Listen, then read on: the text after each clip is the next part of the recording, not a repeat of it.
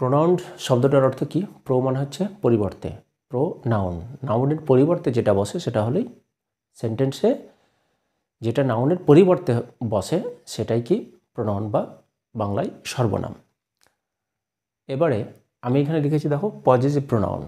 Pronoun অনেক রকম হয়, পার্সোনাল প্রোনাউন হয়, পজিটিভ প্রোনাউন হয়, ডিস্ট্রিবিউটিভ প্রোনাউন হয়, এরকম আরও অনেক প্রোনাউন আছে। এখন দেখো এই পজিটিভ প্রোনাউন দু রকম। উদাহরণগুলো দেখলেই তোমরা বুঝতে পারবে। এখানে দেখো my, our, your, his, her, their. আবার দেখো এখানে mine, ours, yours, hers, theirs.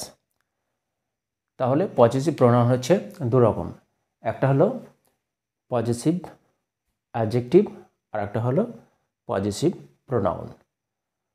এই পজিটিভ প্রোনাউনগুলো যখন নাউনের আগে বসে নাউনকে কোয়ালিফাই করে বা নাউন সম্পর্কে কিছু বলে তখন এটা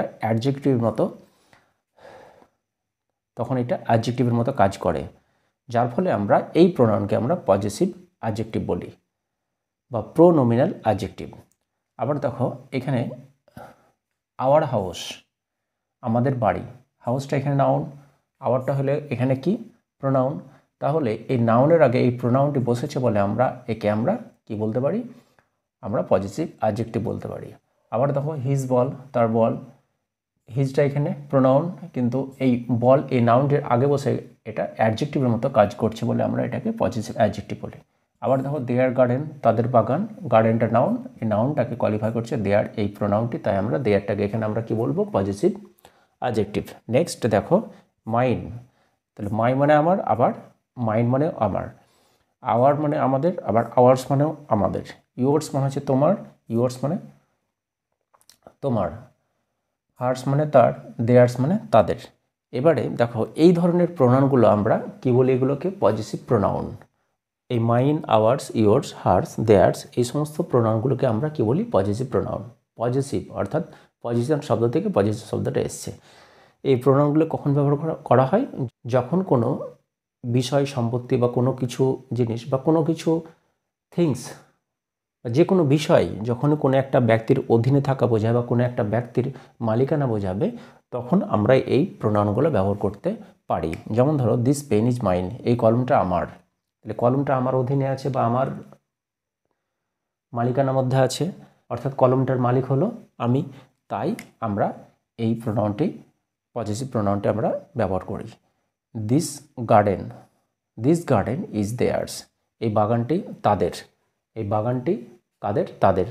তাদের অধীনে আছে বা তাদের বাগানটির মালিকানা তাদের, এই কারণে আমরা এই দেয়ার্স এই পজিটিভ প্রোনাউনটি এখানে ব্যবহার করেছি। তাহলে পজিটিভ প্রোনাউন আমরা দু রকম পেলাম। দেখো এখানে এই পজিটিভ প্রোনাউন কিন্তু দু রকম, একটা হলো পজিটিভ অ্যাডজেক্টিভ। পজিটিভ অ্যাডজেক্টিভ কোনগুলো? এই যেমন মাই বুক, বুকটা এখানে নাউন, নাউনের আগে মাই, এই প্রোনাউনটা এখানে অ্যাডজেক্টিভের মতো কাজ করছে, তাই আমরা এটাকে শুধুমাত্র পজিটিভ প্রোনাউন বলবো, আমরা এটাকে কি বলবো? Positive adjective. আবার দেখো আওয়ার হাউস, এখানে আওয়ার, হিজ, দেয়ার এগুলো সবগুলোই পজিটিভ অ্যাডজেক্টিভ।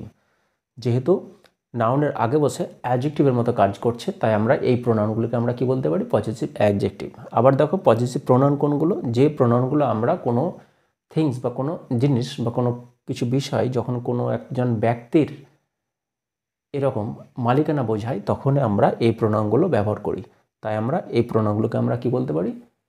Positive pronoun.